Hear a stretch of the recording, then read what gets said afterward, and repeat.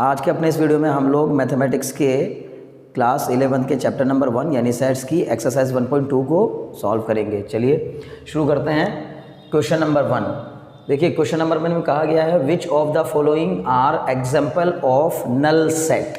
Which of the following are example of null set. कैसा होता है नल सेट? इससे पहले की वीडियोस में मैंने सब कुछ बताया हुआ है कि नल सेट किसे कहते हैं, ठीक है ना। एक ऐसा सेट जिसमें एक भी एलिमेंट मौजूद ना हो उसको क्या कहते हैं हम लोग? नल सेट कहते हैं। मतलब कोई एलिमेंट उसमें मौजूद ही ना हो, ऐसा कोई एलिमेंट ना हो जो उस सेट के अंदर लाई कर जाए, तो उसको क्या कहेंगे? Null set. तो देखिए चलिए शुरू करते हैं। पहला फर्स्ट पार्ट में क्या रहा है? Set of odd natural numbers divisible by 2। Set of odd natural number divisible by 2। ऐसे ऑड नेचुरल नंबर जो कि 2 से डिविजिबल हों।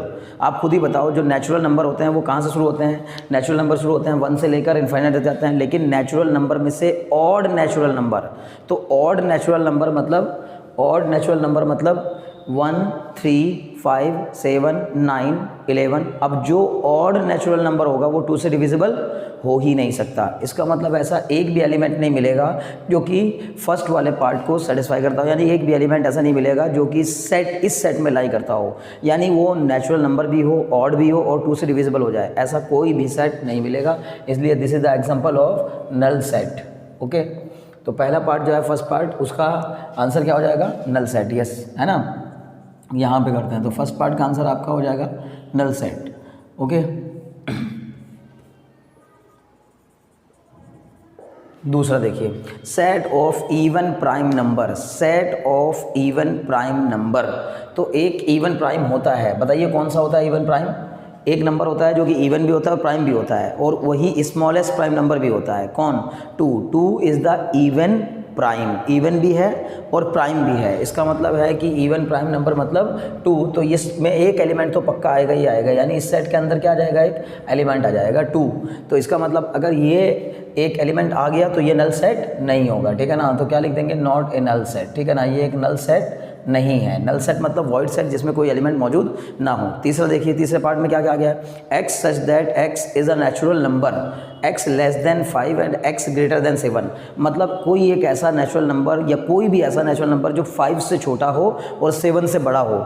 खुद ही बताइए, 5 से छोटा हो नेचुरल, 5 से छोटे नेचुरल नंबर 4, 3, 2, 1। 7 से बड़े नेचुरल नंबर 8, 9, 10, 11, 12। अब दोनों में से कुछ भी कॉमन नज़र नहीं आ रहा है, मतलब इस बात को भी फुलफिल करे और इस बात को भी फुलफिल करे, एंड है ना यहाँ पर, तो ये भी कंडीशन फुलफिल करे और ये भी करे। तो एक साथ ऐसा कोई नंबर नहीं मिलेगा जो एक साथ इन दोनों कंडीशंस को फुलफिल कर रहा हो कि वो 5 से छोटा भी हो और 7 से बड़ा भी हो, इसलिए ऐसा कोई नंबर नहीं मिलेगा। तो थर्ड पार्ट में भी हम कहेंगे कि थर्ड पार्ट भी क्या है? एग्जाम्पल है किसका? नल सेट का, ठीक है ना। तो third part is also the example of null set.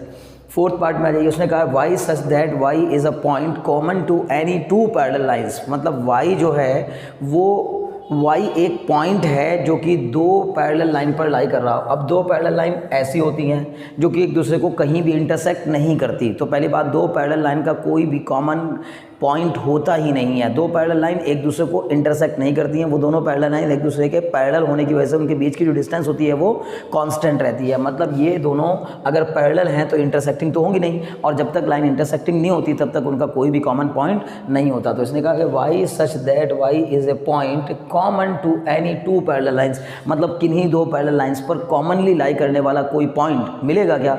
नहीं मिलेगा। इसका मतलब ऐसा कोई एलिमेंट नहीं मिलेगा जो कि इस कंडीशन को फुलफिल करता हो, तो ये कहेंगे कि ये भी क्या है? Not a null set. Okay, not a null set, ये भी एक नल सेट नहीं है, ठीक है। तो सिंपल। तो इसका मतलब क्वेश्चन नंबर 1 के तो चारों पार्ट बहुत आसान थे, समझ में आ गए। चलिए क्वेश्चन नंबर 2 की तरफ बढ़ते हैं। क्वेश्चन नंबर 2 में कहा गया which of the following sets are finite और इनफाइनाइट। इसमें से कौन सा सेट्स जो है वो फाइनाइट है या इनफाइनाइट है? ओके, तो फाइनाइट सेट मतलब वो सभी सेट जिसमें नंबर ऑफ एलिमेंट्स काउंटेबल होते हैं, जिनकी संख्या को गिना जा सकता है, ईजिली लिस्ट किया जा सकता है, उनको हम लोग फाइनाइट सेट कहते हैं। और ऐसे सेट्स जिनमें कि नंबर ऑफ एलिमेंट्स को काउंट नहीं किया जा सकता, अनकाउंटेबल नंबर ऑफ एलिमेंट्स होते हैं, उनको क्या कहते हैं हम लोग? Infinite set. तो set of month of a year, तो जाहिर है कि अगर आप दूसरे क्वेश्चन के आंसर की बात करेंगे तो आंसर नंबर 2 का फर्स्ट पार्ट है set of month of a year, यानी कि एक साल में जो महीने होते हैं उनका सेट। तो एक साल के महीने 12 ही तो होते हैं, तो बिल्कुल फाइनाइट है, कोई कहने वाली बात ही नहीं है, ठीक है ना। जनवरी, फरवरी, मार्च, अप्रैल, आप इन सबको अगर लिस्ट करेंगे तो जनवरी से लेकर दिसंबर तक के सभी महीनों को इस सेट के अंदर लिख देंगे, इसका मतलब ये एक फाइनाइट सेट होगा।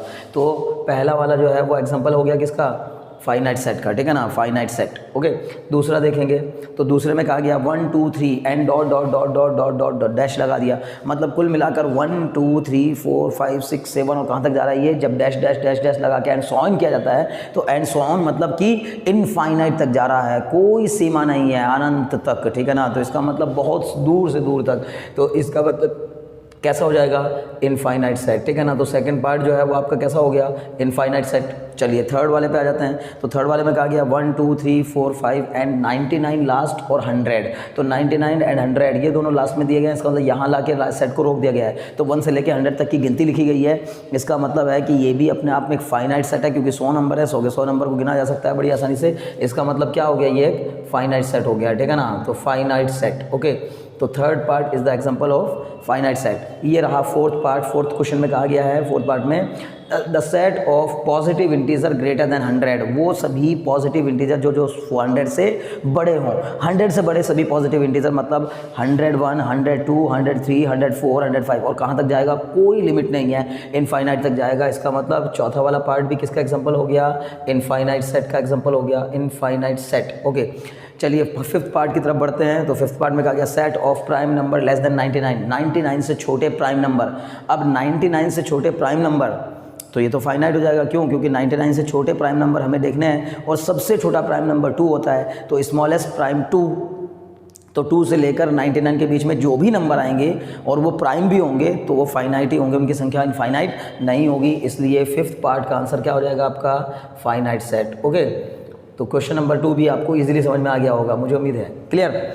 चलिए क्वेश्चन नंबर 3 की तरफ बढ़ते हैं। अरे क्वेश्चन नंबर 3 में क्या कहा गया, state whether each of the following set is finite और इनफाइनाइट। बताइए इनमें से कौन सा सेट फाइनाइट है और इनफाइनाइट है। मतलब तीसरा क्वेश्चन भी कुछ ऐसा ही है कि इनमें से कौन सा सेट जो है वो फाइनाइट है और कौन सा इनफाइनाइट है। तो कहा गया the set of lines which are parallel to X axis, वो सभी लाइन जो कि एक्स एक्सिस के पैरेलल होती हैं। तो एक्स एक्सिस के पैरेलल लाई करने वाली लाइन्स को कहा जाएगा क्या, इनफाइनाइट सेट। क्यों, क्योंकि आप एक्स एक्सिस के पैरेलल कितनी लाइन ड्रॉ कर सकते हो। मान लीजिए ये मेरी एक्स एक्सिस है, यानी ये एक्स एक्सिस है और ये वाई एक्सिस है, ठीक। तो इसके पैरेलल में ये और ऐसे ही बहुत सी लाइंस ड्रॉ कर सकता हूँ, मतलब ऊपर की ओर भी नीचे की ओर भी। तो इसका मतलब ये कैसा हो जाएगा, इनफाइनाइट सेट। तो इसके फर्स्ट पार्ट का आंसर, यानी कि थर्ड क्वेश्चन के फर्स्ट पार्ट का answer, the set of lines which are parallel to X axis कैसा हो जाएगा, infinite set. Okay, infinite set, ठीक। चलिए सेकंड पार्ट का answer, the set of letter in the English alphabet. English alphabet के जो letters हैं उनका सेट। अरे इंग्लिश अल्फ़ाबेट के लेटर तो पक्का सबको पता है ना कि 26 होते हैं। तो 26 मतलब एक फाइनाइट नंबर है, इसका मतलब कैसा सेट हो गया, ये फाइनाइट सेट। ऐसे सभी सेट जिनके एलिमेंट्स को ईजिली काउंट किया जा सकता हो वो फाइनाइट सेट कहलाते हैं, ठीक है ना। तीसरा पूछा गया the set of number which are multiple of 5। अब वो नंबर का सेट जो कि 5 के मल्टीपल हों। तो 5 के मल्टीपल 5 1 जा 5, 5 2 जा 10, 5 3 जा 15, 5 4 जा 20, ऐसे 20 25 30 35 ऐसे करके। और कहाँ तक जाएगा ये, तो 5 का मल्टीपल हम कितने लिख सकते हैं, इनफाइनाइट मल्टीपल लिख सकते हैं। कोई लिमिट नहीं है इनके एलिमेंट को, यानी कि इसके मल्टीपल को लिखने की। तो थर्ड पार्ट जो है वो साफ साफ दिखा रहा है कि the set of number which are multiple of 5, यानी कि 5 के मल्टीपल का जो सेट बनेगा वो कैसा होगा, इनफाइनाइट सेट होगा। Okay, infinite set. चलिए फोर्थ पार्ट की तरफ बढ़ते हैं। तो फोर्थ पार्ट में कहा गया था set of animals living on the अर्थ, इस अर्थ पर लाई करने वाले सभी एनिमल्स का सेट।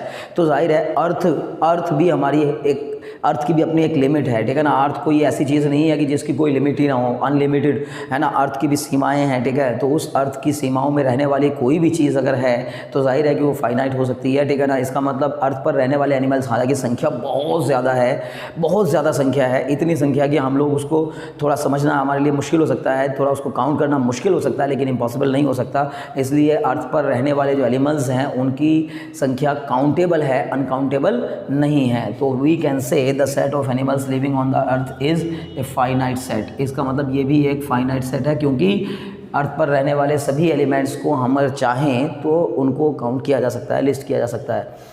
आगे बढ़ेंगे तो इसमें कहा गया the set of circle passing through the origin, वो सभी सर्कल जो कि ओरिजिन से पास हो रहे हों, वो सर्कल जो ओरिजिन से पास हो रहे हों। देखिए ऐसे सर्कल किस तरह से बनेंगे, मान लीजिए एक सर्कल मैंने ये बना दिया, एक सर्कल मैंने ये बना दिया, एक सर्कल मैंने ये बना दिया, एक सर्कल मैंने ये बना दिया, सब कहाँ से पास हो रहे हैं, ओरिजिन से पास हो रहे हैं। अब ऐसे ही एक सर्कल ये बना दिया, एक सर्कल ये बना दिया, ये सब के सब सर्कल कहाँ से पास हो रहे हैं, आपको सोचिए कहाँ से पास हो रहे हैं, ओरिजिन से। अब ऐसे ही आप और बड़े और बड़े और बड़े और बड़े सर्कल बनाते जाइए जो कि ओरिजिन से पास होंगे। ऐसे इधर भी बन सकते हैं, ऐसे इधर भी बन सकते हैं। इसका मतलब ऐसे सर्कल्स जो कि ओरिजिन से पास हो रहे हों, यानी 0,0 से पास हो रहे हों, तो इनकी संख्या काउंटेबल नहीं है, ये अनकाउंटेबल सर्कल्स बन सकते हैं। इसका मतलब ये हो गया आपका infinite set. Okay, infinite set. 5वें पार्ट का आंसर आपका क्या हो जाएगा, इनफाइनाइट सेट। चलिए ठीक है, तो मुझे उम्मीद है बात समझ में आ गई होगी। केवल इसमें तो सिंपली से ये पहले 2-3 क्वेश्चन जो हैं, इन क्वेश्चंस में बस यही पूछा गया था। एक में नल सेट पूछा गया, कौन नल सेट है कौन नहीं है। एक में फाइनाइट और इनफाइनाइट पूछा गया, थर्ड में भी फाइनाइट और इनफाइनाइट पूछा गया। चलिए ठीक है, तो अभी क्वेश्चन नंबर 4 को देखेंगे।